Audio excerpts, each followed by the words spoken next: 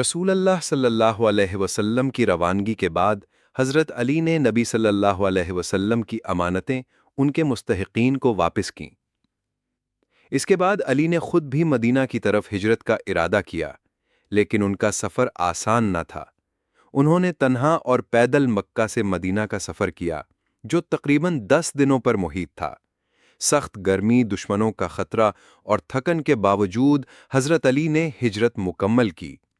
راستہ میں وہ عبادت کرتے، قرآن کی تلاوت کرتے اور چھپ کر چلتے تاکہ دشمنوں سے محفوظ رہیں۔ مدینہ کے قریب پہنچتے ہی ان کے پاؤں سوج چکے تھے، جسم تھکا ہوا تھا، مگر دل میں سکون تھا۔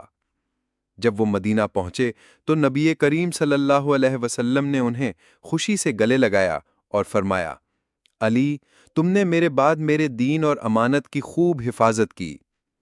حضرت علی کی ہجرت ایثار، صبر اور ایمان کا ایسا مظاہرہ ہے جو قیامت تک یاد